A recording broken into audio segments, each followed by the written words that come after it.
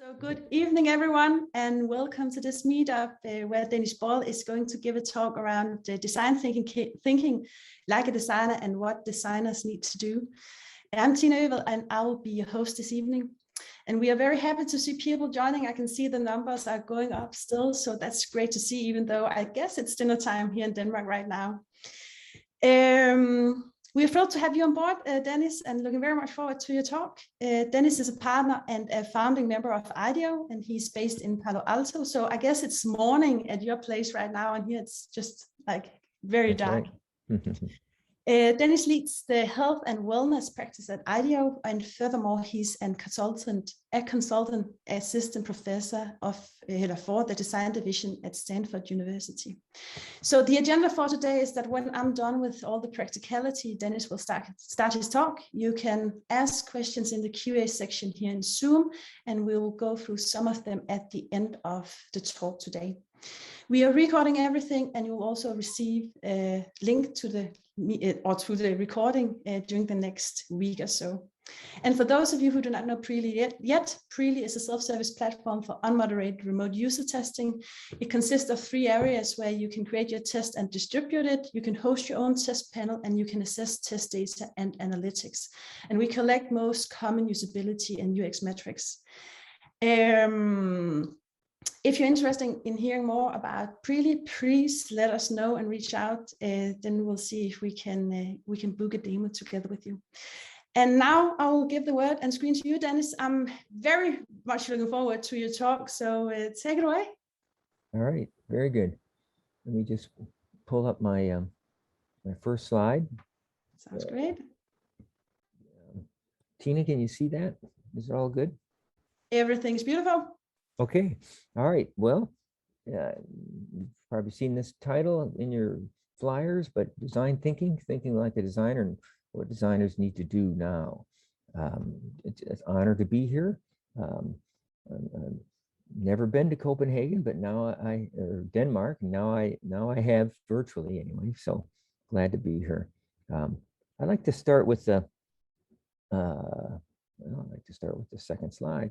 A little bit of who IDEO is. We were friends that all met at Stanford in the 70s. We were in a group called Product Design, which is kind of a combination of engineering, of industrial design, of art design, and of business design, kind of a unique program.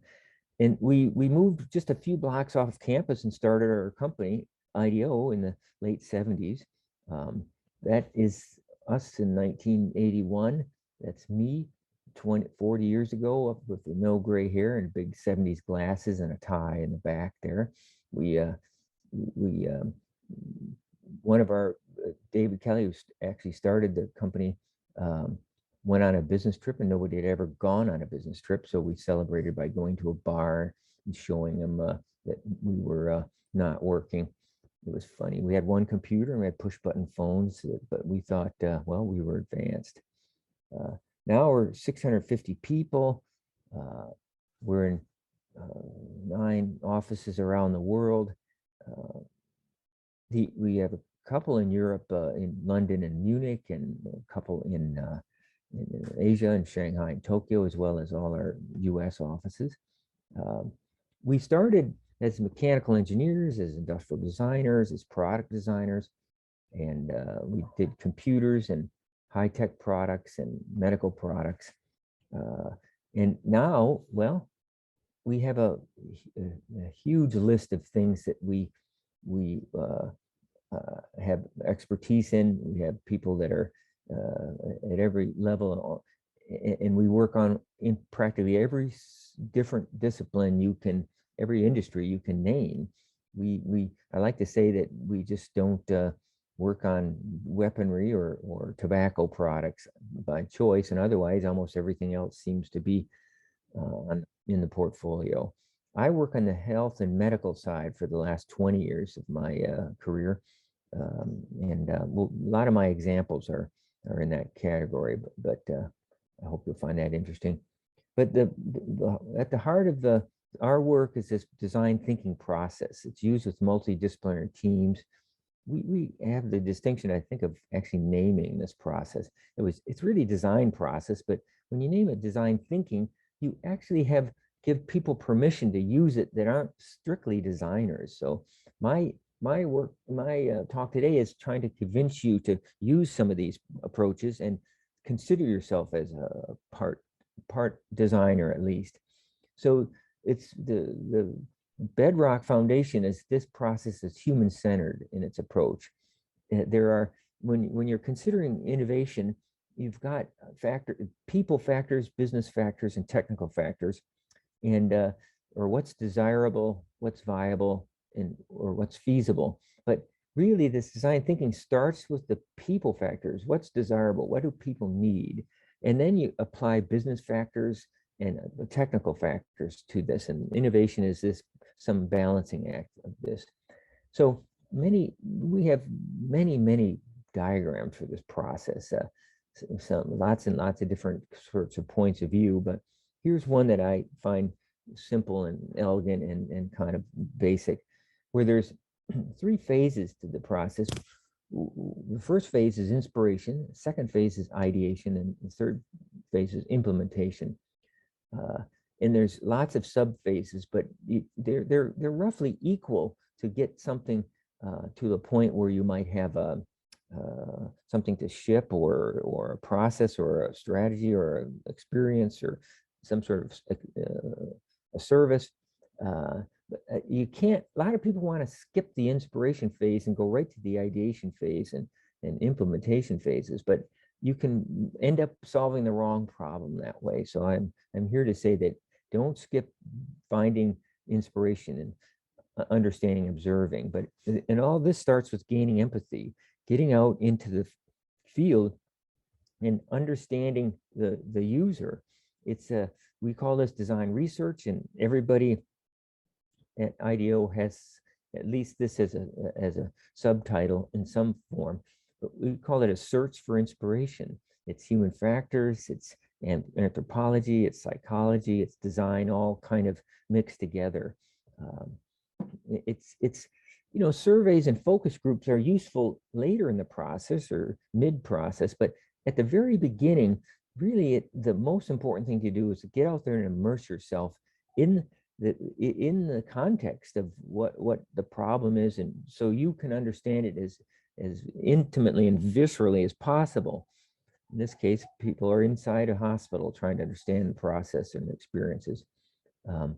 Here's a shot from a research session. We were trying to design the control system for an IV drip controller, and we saw this kind of a view a few times, and so this gave us, well, we better make this control one-handed. So you get insights by being there and by watching, by taking videos, by taking pictures, and then trying to understand what you're seeing, what do people need here. And you're really trying to get at what people are thinking and understanding what they're feeling by watching, listening to what they're saying, of course, but especially watching what they're doing. They don't always can articulate the challenge. So there's lots of lenses, and you want to look through these lenses at the people, the patients, the users, the customers, from how they're thinking, how they're feeling, what their physical needs are, social lens, cultural lens, and mix all these things together at the early part of this research phase. There's quite a few different techniques, dozens actually, but here's a couple of very important ones that I like to make a point of talking about. And we have this sort of philosophy we got from a science fiction writer, but the future's already here. It's just not widely distributed, meaning that there's people out there doing things that are very innovative, and they're not even sure. They're trying to work around problems, and sometimes observing what people are doing in the field gives you ideas on how to make this work.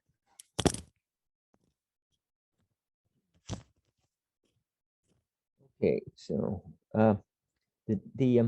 one technique is called design for the needs of extreme users, and this the center of a distribution is or most of the people, the patients, the customers, the users are. But if you look at the fringes for ideas and for inspiration, you'll get more disruptive ideas that will actually serve the center of a population better. And that can be looking at people who are very young or very old or very small or very large or very novice or very expert, or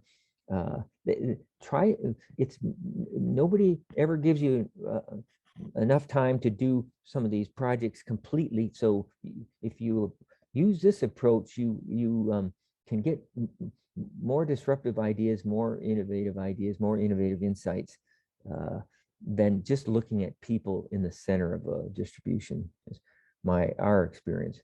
And so here's a big project we did designing kitchen implements for a Swiss company called Xylus. I'll bet many of you have these in your kitchen now. But we got a lot of inspiration by looking at parents trying to teach their children how to cook, by people trying to cook while in a wheelchair and use all these implements, people that were professionals trying to make a meal in 9 minutes, and then people who were kind of on the fringe of, they only liked wooden implements. And so lots of ideas from on the edges here. And again, this children trying to make things that children can hold and understand, made things simpler for everybody. Work for footwear company that did sandals, and we looked at all sorts of different competitors out there, but we also looked at people who just like to be barefoot, looked at podiatrists, looked at people who had kind of an uncommon affinity with feet, which was not difficult in San Francisco, where I'm near, turns out. So this looking for extremes is very valuable. And another one is looking in analogous situations in industries. So you're looking outside the exact target for things that might give you inspiration. We've done a lot of work over the years designing better operating rooms, in the process, the flow, the equipment, the training. And so we've of course observed many operations, been in many ORs, but what we've gotten is a lot of good inspiration by things like looking at where there's a very intense team effort needed in a very constrained time period.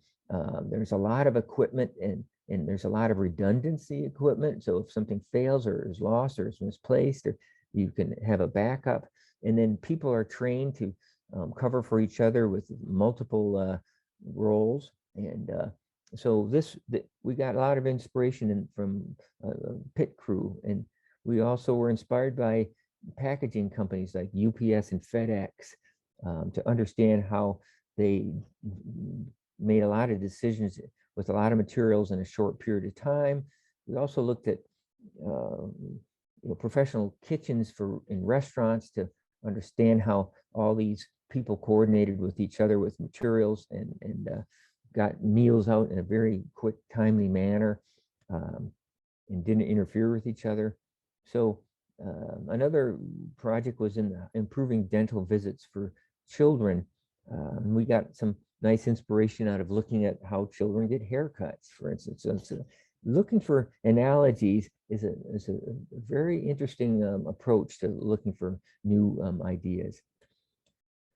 Okay, some pioneering work that we've done to kind of level set or give you an idea of where we've come from. I was there in 1980 when kind of a scruffy guy our age came in and yelled at us that he wanted a $10 mouse. And of course, you probably know who that was, Steve Jobs. So we got to design the Lisa mouse and the Macintosh mouse, and we eventually worked.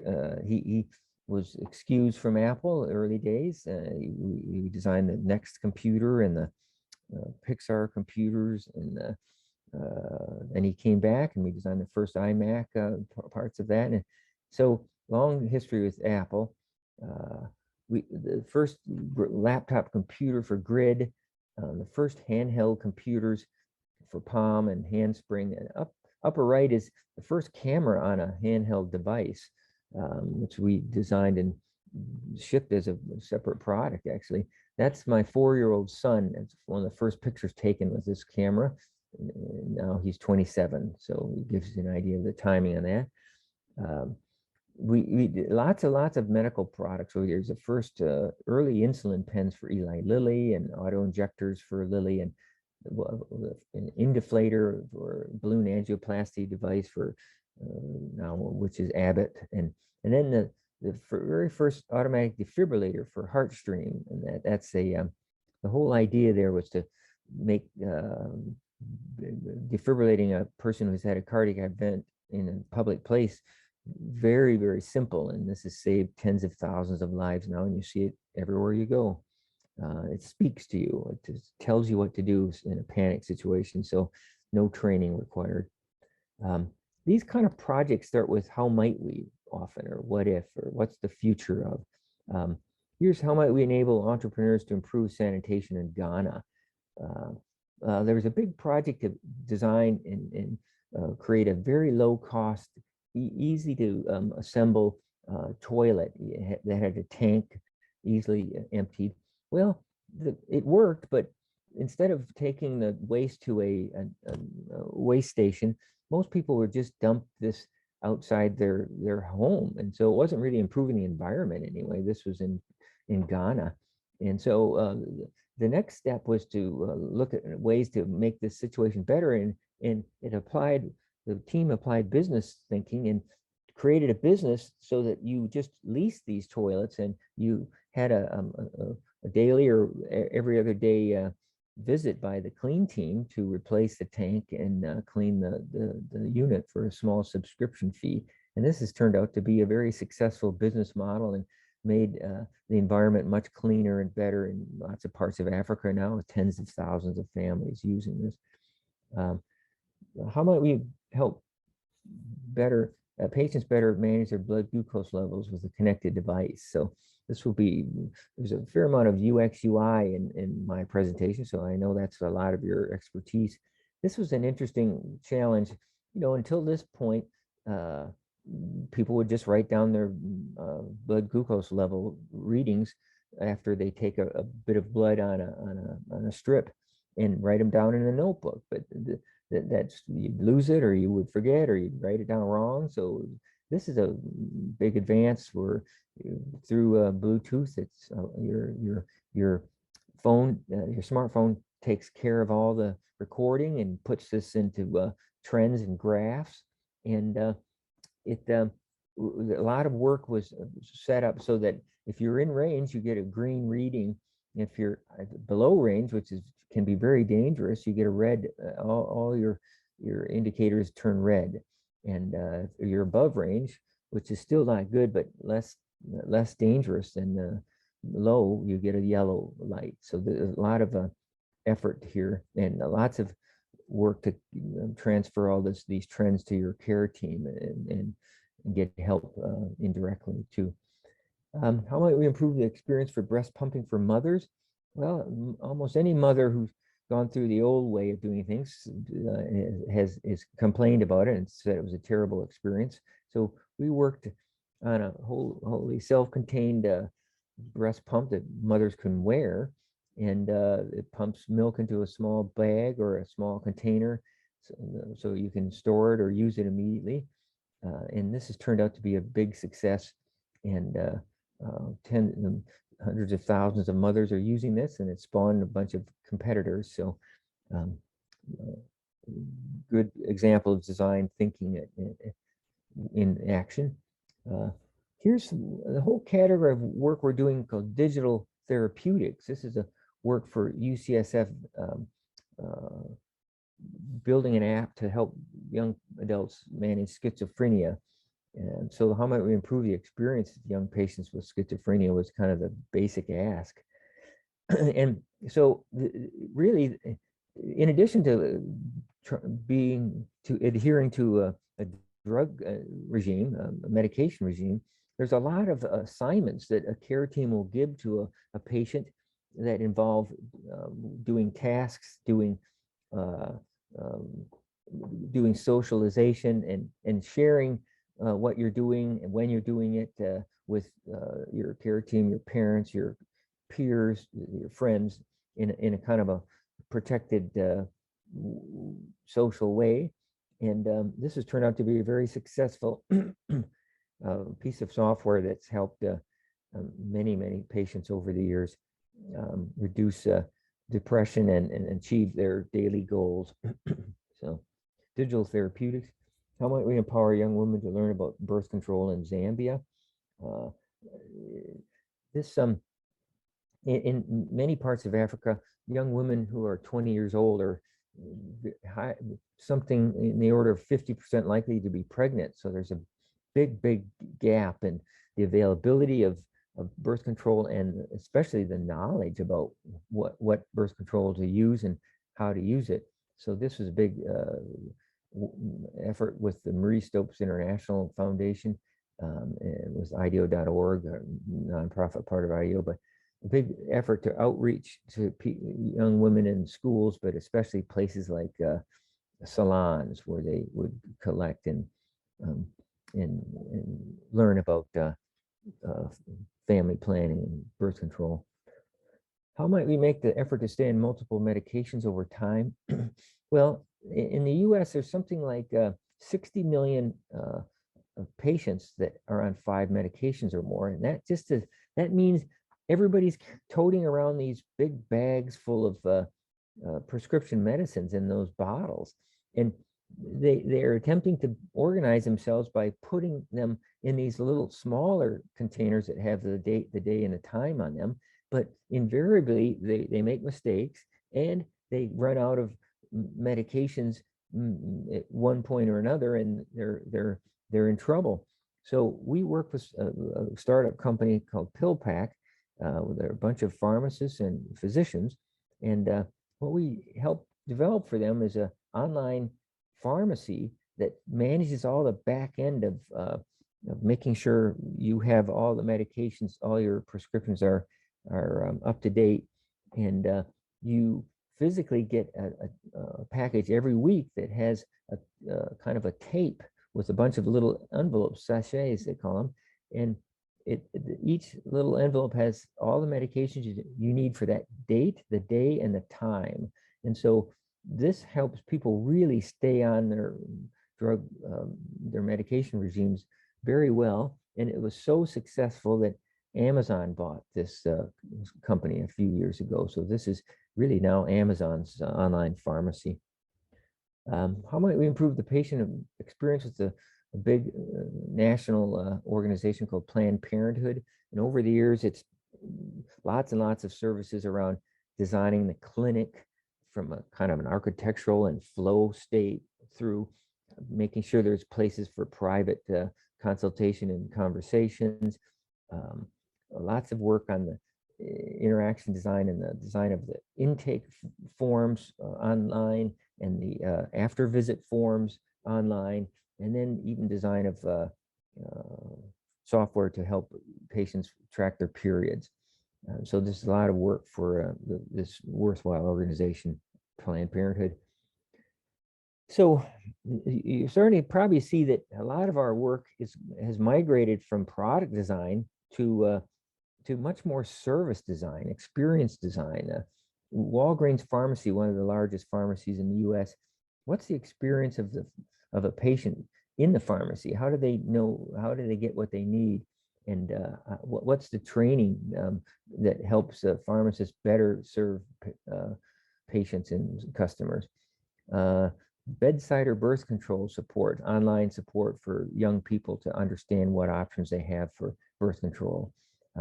Work for AARP, which is the Association for Retired Persons in the U.S., guidelines for entrepreneurs. So online, we did a lot of research and created these guides, Design on Aging for Independent Living and Design on Aging for Connected Living. These are online, and you can download them at IDEO.com for free. So take a look if that's interesting to you. And then we've worked for probably 24 healthcare systems, clinics, hospital systems, that to help make the patient experience better, the physician experience better, the visitors experience better, the staff experience, or the referrals, physicians. And so many efforts over the years trying to make the whole hospital systems work better. So anyway, so I've got a few sections now that I call thinking like a designer, or gaining a designer's mindset, or get an attitude sometimes. So one thing is cultivating awareness is what is good design and what is not. Take pictures.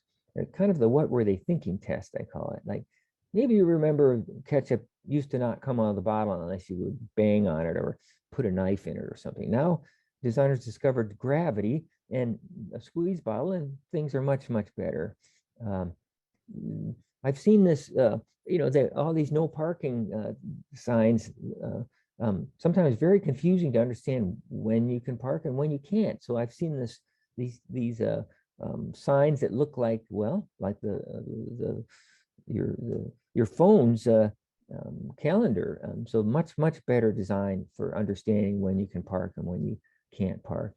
Well, all this this compostable, biodegradable plastic that's starting to show up, which seems like a great advance. So we can start to reduce all this long-term plastic in our environment.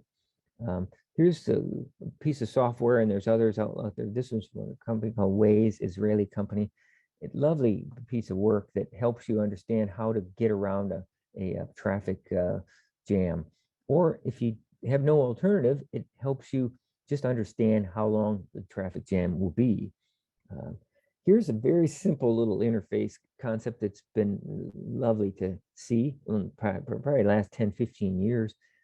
It's just that little arrow on the petrol sign, the gas pump sign, is telling you that the intake for the fuel is on the left side or the right side. And if you're renting cars, you never know. Sometimes you forget with your own car which side it is. So that's a nice piece of work. Here's a bit of, I'm a cook. I like spices, but I had a big tray of spices, and I was always pulling them out to try to figure out which one was which. Then I noticed some companies started putting the name of the spices on the top, which is a brilliant idea. And well, I buy those now because it makes it easier. Here's, luggage used to be luggable. You needed porters, you needed carts. Well, designers discovered the wheel, and this is a much better experience, easier now for all of us. Drinking fountains over the last number of years have really improved so that they help you fill your water bottles so that you're not using as much plastic. This shelter suit, I'm sure this is a student group that turned themselves into a company in the Netherlands, and in that area. They built these warm jackets that had the capability of zipping up into a sleeping bag. And this has turned out to be a godsend for many people, homeless people and beyond, in many parts of Europe. Shelter suit, I think it's a very worthwhile bit of design, and great to read about how successful they've become. This is General Electric. There's a design group there that noticed that children were just terrified of going into MRI machines. And why not? It's big, loud, noisy, and very scary. So what they did is they created this adventure series so that it was, they made the whole experience into an adventure, so that children were going into under the sea, or they were on a pirate ship, or they were into the jungle, or they were going into the woods, or they had all these different themes, and they're going into space. And it just flipped the whole experience around to be extremely positive. They had to use way less anesthesia, and the children many times asked to go back, when of course they sometimes had to. So it really was a remarkable use of design to make this experience much better for children. Here's a pediatric surgeon who has become famous for making little drawings as part of his surgical work and recovery for children. Here's a funny thing. Maybe some of you, some planes I forget what's exactly, well, your elbow and your seatmate's elbow accidentally activates the volume control on the screen. So not a good design. Here's one. What's brilliant marketing person chose to put the Turkish Airlines ad on a downward escalator? I don't know. You can't make this up. Back to the Apple mouse, after all these 40 years, it's a beautiful piece of gear, and it's rechargeable, which is better in some ways, wireless. But to charge it, you have to put the cable into the bottom, and you can't use it as a mouse then. So not perfect design there. Here's a couple of staplers I own, and the one on the left breaks a paradigm. The staples come out of the side you don't expect. Every other kind of stapler on the market is kind of in this certain design approach, with the handle away from where the staples come out, but not this one on the left, this power shot. So you keep making mistakes, even though they try to put arrows on it. But so you're try to be careful about breaking a paradigm. And if you don't want your laundry pods to be eaten by children, don't make them look like candy, or don't make your bleach or your laundry detergent look like juice, and don't name them passion fruit and citrus and lavender. Big problem. Lots of accidental ingestions because people think they're juice, or you think that this might be color flavored honey. No, it's bubble bath again. And they use the exact same containers that they use for honey. Here's a quite a serious error over people. There's lots of interlocks to try to prevent this, but for many years, for most of all years, they've had automatic shift in cars. You have a position, a park, a reverse, a neutral, a drive, and so you can see if it's in park or not. But in more modern cars, in many cases, there's a little display to see if it's in park or not. And well, some people have thought it was in park and jump out and the car rolls over them. So dangerous. And again, there's a lot of interlocks and buzzers, and can't take the key out and so on, but it's still, people make mistakes because they expect it to be different. And here's a kind of a classic, here's an EpiPen for people with severe allergic reactions. The pen actually works very well, but they break a paradigm. You have a pen or a syringe and you take the cap off, and that's the business end. That's what you use. In this case, you take this blue safety release off, and it arms the device so that you can plunge the orange side with a needle, and it comes out and goes into your thigh. And again, it works very well if you know how it works. But in a low light or a panic situation, people accidentally think you take the cap off and the needle's going to come out of that side, so they flip it around and they inject all this material, this medication into their thumbs. So this has happened tens of thousands of times. So again, having orange and big signs, not good enough if people don't expect it to work that way. So another category is the workaround, that we sort of get an awareness of what people are doing right around you to solve a problem. Look at it because, wow, are you kidding? Take pictures too, like how many ways can people hold a door open? Or, well, pretty obvious that there's a problem here and you need someplace to put all these cups. Or here's a more subtle version of that, like people don't want to throw plastic away. They know it ends up in the environment. So here's people with no option. They're trying to put the plastic on top so somebody will recycle it. Here's some of my colleagues at IDEO who are not very tall, and they're trying to compensate for that. And here's another version of that where the monitors aren't tall enough, and so they take some paper, a ream of paper from the copy center. And so I've seen, here's 2 reams of paper to hold up the computer, or here's 3 reams of paper, or here's 4 reams of paper, and the record I've seen over the years is 6 reams of paper. So the model shop, the prototyping shop, got annoyed because they probably couldn't make any copies. There was no paper left. They made these lovely little stands that hold the monitor up higher. And they did save paper, but then people would, of course, put paper right beneath the stand. So you can't make this up. World-class designers working around a problem in front of your very eyes. Here's somebody sent this to me, like, well, where do you put the baby when you're trying to tie your shoes after the X-ray machine? Well, luckily the baby didn't go through the X-ray. Here's one in a hospital. This is a vial, a blood vial. Well, luckily no blood in it, but they're using it to hold the door open.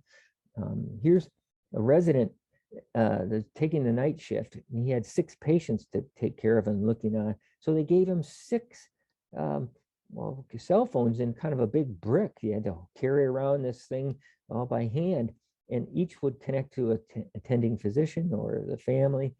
So, you'd think that they could be better than this, but not in this case. Here's another one. A resident was taking a picture of an X-ray and sending it to his attending physician. He said, I'm not really supposed to do this, but this is so much easier than trying to use the system and figure out how to send it through the system. So here's a bunch of operating room nurses making a holster out of a towel.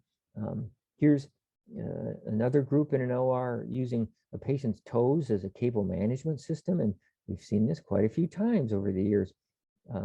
Here's a clever idea for someone much like the spices thing. They take a medication, a pill right out of the bottle and put a clear tape on the top of and makes it easier to choose which one you need.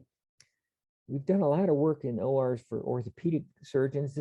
Try to make this process of cutting titanium that you basically install in people's backs that have had injuries or severe problem. And well, it works, but these cutting bolt cutters hurt the doctors and the patients sometimes. So we've made power tools through a company called Medtronic. Here's an elderly gentleman using a flashlight to read his blood glucose meter. Not a good design.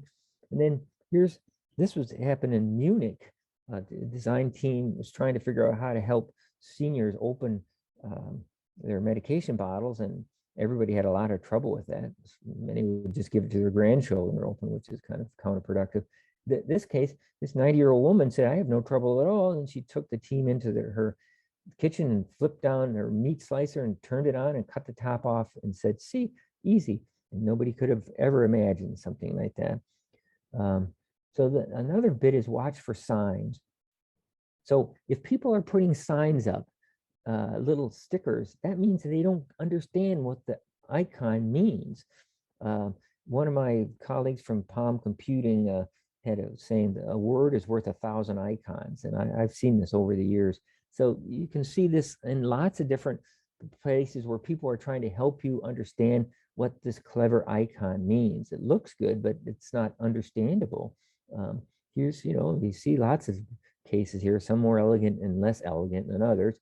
Here's, if you're in a bathroom, you don't really understand which is locked or unlocked. You need an indication. Or here's, please do not lock your bikes to this railing. Well, if there's no other place to lock your bikes, where are you supposed to go? So you can't dictate behavior with signs, but you can understand there's a problem often. I kind of like these. They're funny. Here's no camping, or this is no fishing from this bridge, or this one someone from Europe sent me, and it says accidents are prohibited on this road. Well, isn't that a good idea? Maybe accidents should be prohibited on all roads, and we'd solve a lot of problems. Here's an attempt to help people know where their fire extinguisher is, but here's a more clever way of doing it with kind of art. And so people, you notice this, and when you need to know where the fire extinguisher is, it's already kind of in your mind. Here's a clever thing somewhere in Germany, a sharp razor blade sign with a bunch of fake birds cut in half at the bottom. I thought that was funny. No real birds were harmed. Use electricity wisely. Lovely example of here's no stopping at any time, but right next to a stop sign, all way. So here's lots of stop signs. Stop. They really want you to stop at this door. here's stop, that means you, young man in the blue Subaru, and turn the music down. Like, I just love people's little signs. And this one, you have to look carefully at press for exit, but the green button is for emergency only. But so you have to put extra signs, press for exit, press for emergency, but so because it's quite confusing. Here's one, exit or not an exit. What is it? Here's one, you have to look very carefully. There's two thermometers in a hospital. One, you don't want to get these mixed up. So in this case, the signage should be quite a bit bigger and more clear. Here's the classic case of designers trying to put too many functions in one place. It was so confusing that they had to put kind of an owner's manual or instructions on. My wife was in the shower and said, I can't turn this on. Then it's too hot. Then it's too cold. I can't turn it off now. And so you shouldn't have to have a directions and owner's manual to use a shower. I've seen versions of this around, very simple. This side's cold, this side's hot. And I almost dare you to go into these parking structure payment systems. They're machines to pay the parking ticket that for your parking time. And there's many signs on these things. Sometimes more signs on these by people trying to help you than the manufacturer has put on there. Again, not very good design. Then sometimes you see one that's, well, very elegant or funny. If you're around designers, well, they'll make they'll clown around. Here's drawing a bridge, or here's, making those icons into flavored water, snow and bacon flavor, or may contain nuts. Well, what's this dog doing? Or I saw this before going through a metal detector at an airport, and here's somebody that says, I am the king of metal on his shirt. So I don't think that worked out as well as he was hoping. This one is, they're looking for eco-friendly cars, the green vehicles they call them. But so somebody decided that their muscle car that was green was okay to park there. Pretty funny. Here's sometimes if you look carefully at labels, they're funny as opposed to being serious. And then, or maybe you see something on the street that says there's a position open for a parent here. Okay, so then I've got a couple things I want to advise you as innovators, as designers, things that we need to do, healthcare designers in particular. But the first one is use a process design thinking to reduce and manage chronic conditions. That's what taking over the whole world. It's a first world problem for sure, but it's becoming a complete world problem. But I teach a class at Stanford called Design for Healthy Behaviors with a number of physicians. And basically the incidence of chronic conditions in the US, and this is kind of reflected around the world, is going up and very significantly over many years, from sort of single digits and below before 1940 to 60% in 2020. Just horrifying.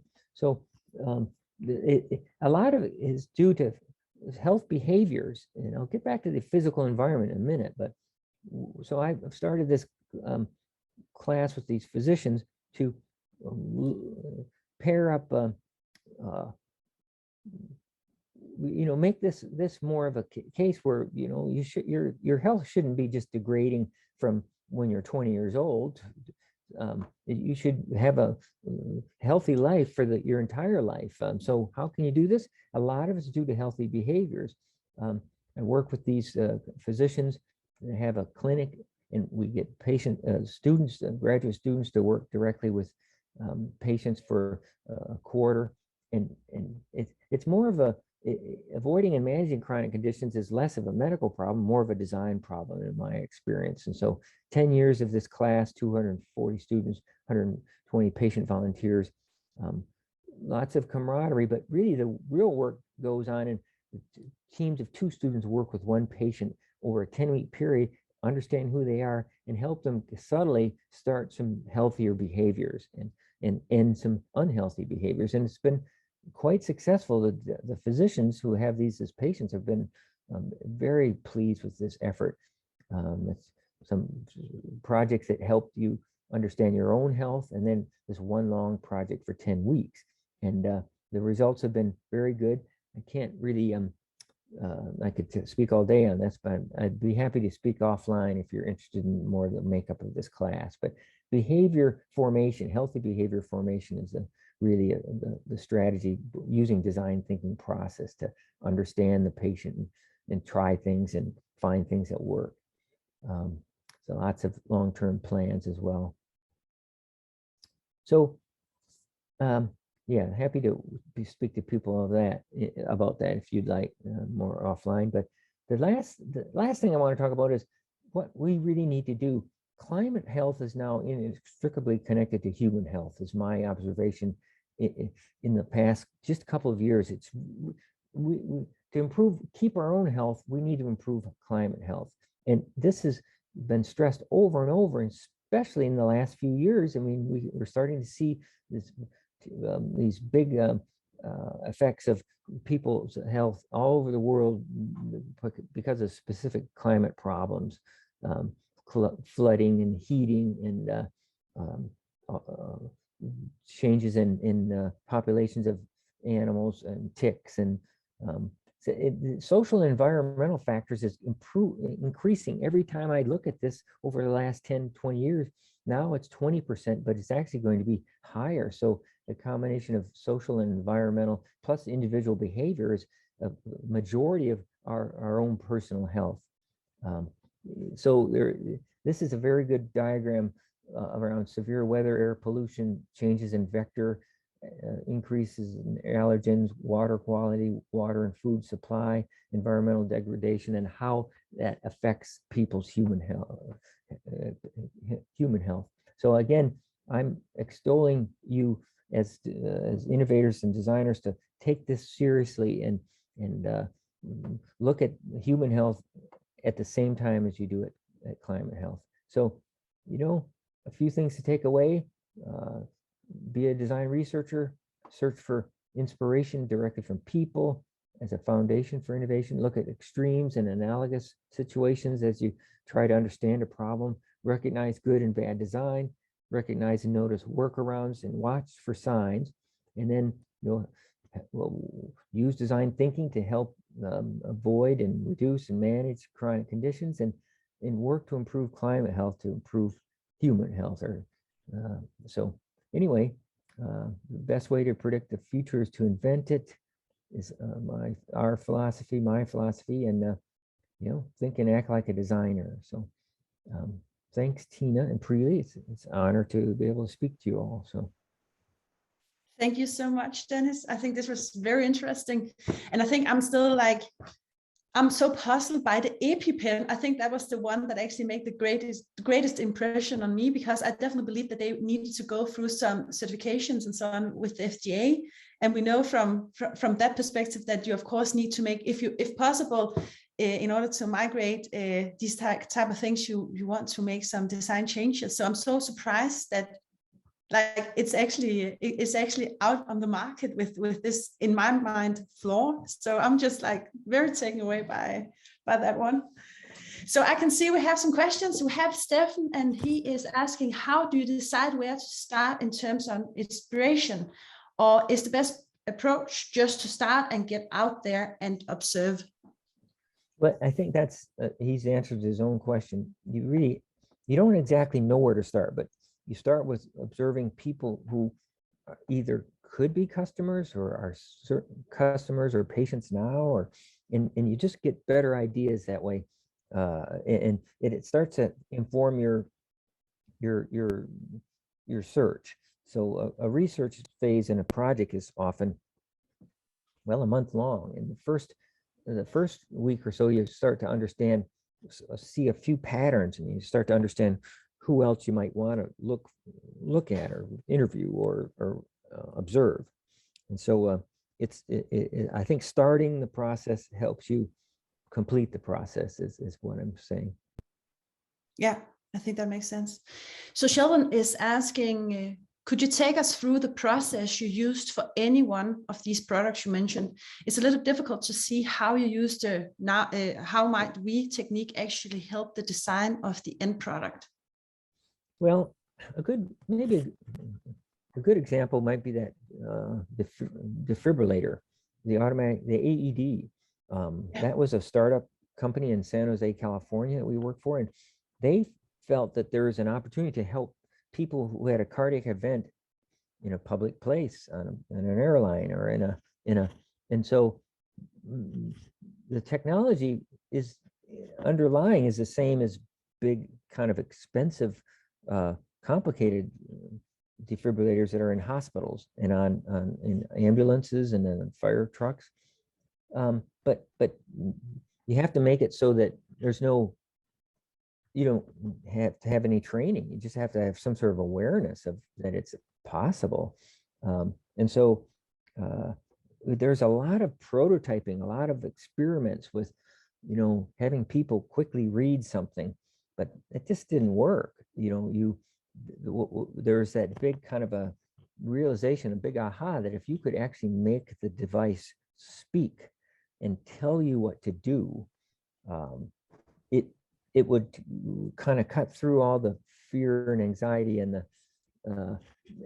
people would just would follow directions. And there were just a few directions, 3 in fact. And so you find the device, you open it up and press the button, and it tells you to put the little patches on, plug them in, and put them on the patient's chest, and press, and the device will analyze. If the patient is not having a cardiac problem, it will not allow you to defibrillate them. But if they are, it will advise you to press the button, have everyone else step back and you press the button. And it's been a very successful, kind of a approach to having this be an emergency use item right next to the fire extinguisher in places like airports or on airlines. I remember the one airline, Delta Airlines, the executives wanted to test it on Delta Airlines, and the flight attendants were not that pleased, or they were afraid, but they tested it anyway, and the first person who had a heart attack was a flight attendant. So then all the flight attendants of union decided that it was a good idea. So one of our designers was on a plane. The person next to him had a cardiac event, and the flight attendants went into action and pulled out the device and resuscitated, resaved the person, and then he got to interview the flight attendants on how they thought the design was. So you can't predict that kind of thing. Yeah. So you actually follow through with the project, because I was like a bit, okay, are you in the beginning, as like I've worked a lot with Agile UX, so having these sprint zeros, for instance, but you follow the product until it's actually released, or are you? Yeah. Well, I mean, it makes a much better story, and a much better, when someone else comes in, you want to be able to know if you've had some success, because their question is, if we hire you, well, how do we know this will be a successful engagement? I mean, if you have a lot of good stories about things that are out there that have worked, then that makes finding new partners and customers in a business like ours possible. Yeah. So how do you actually facilitate the design work throughout development? Because one thing, of course, is that if you have a waterfall approach where you have the opportunity of like going out and make all of this research and all of these things, but then when you go into development where everything is going to be quite fast and so on, like, do you have any like good tips and tricks to how to manage that part?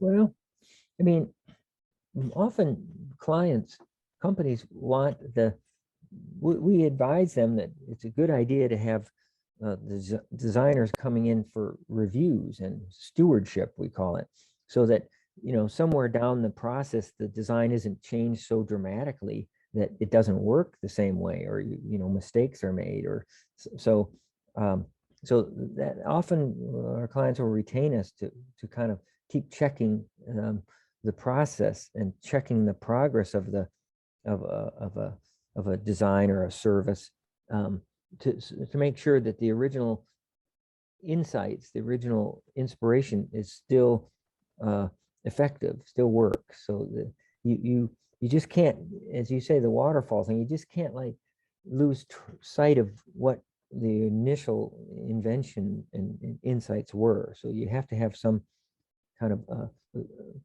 iteration and review process. Yeah. How do you handle it if they actually derail the design? Because I've often experienced that myself, that of course you have these like very great ideas in your own mind, of course, and then you start developing, and then of course it's feasible because you have checked that with the developers, and also if you are making hardware and so on, you know it's feasible. But then at some point everything is just like swept off because everything like you need to launch before like earlier than expected, or you know that they just run with their own ideas at some point. Well, that there is that, there is that challenge, that problem. We continually advise testing, newer versions of products, or newer versions of experiences or services, so that you make sure that you're not introducing anything new that confuses or causes mistakes. And so if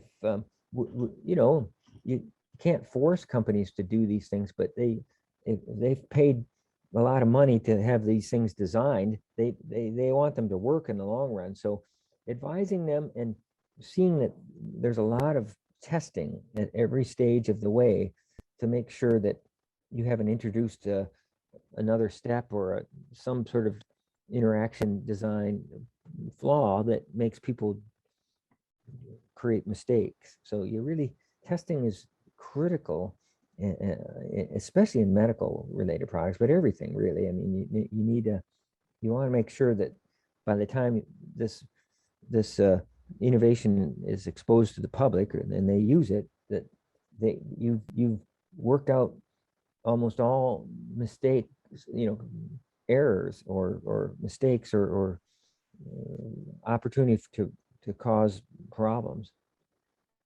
Yeah, makes sense.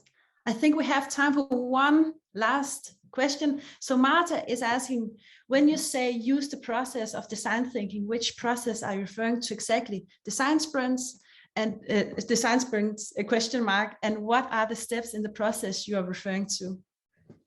Well, go back to that diagram. There's an inspiration phase, which is kind of what we call the design research phase. There's a ideation phase, or conceptualization phase, that uses the insights and the inspiration from the first phase. And then there's the implementation phase, which we were just talking about a second ago, which is you have to build a lot of products to test, or you have to make a lot of service and set up lots of tests, lots over and over. You have to validate that your design works as intended. And so that each one of these, and then that implementation sometimes lasts a long time, especially in medical products. You can't ship medical products that cause serious error or fatal error. So but all products need to have this kind of testing at the end. And so if you skip any of that, you're going to potentially have problems. Yeah, I definitely believe so. So I think time is up, but I think it has been so interesting to talk to you, or hear your talk, Dennis, and also talk to you beforehand as well. So I think I will just wrap up now and say thank you very much, and also to you behind the scenes. If you have any ideas or suggestions for how we can improve these meetups, please let us know. And also if you have ideas or suggestions on who you'd like to hear make a talk next, or a topic that you would like to hear something more about, let us know, and then we'll see what we can do. And as I said before, we are recording everything, so look out in your inbox for a recording of the whole talk as well. And then this was the last meetup of the year for Preely, but we'll be back in the beginning of 2022, so stay tuned on that one. And I'll just say thank you so much, Dennis. And again, I think you can reach out to Dennis if you have further questions. I could see some questions still popping in the QA section. But I'll say... happy to speak offline with people. And if you have an image or a thing that might go in my slideshow, please send it to me. You know, that's how I got some of these good ideas. So yeah, it's an honor. Thank you, Tina. And thank you so much. It has been an honor to have you here as well. So I'm so pleased. So I'll just say thank you, everyone. Thank you for now. Thank you for joining, and have a Merry Christmas as well. So bye-bye. Bye now.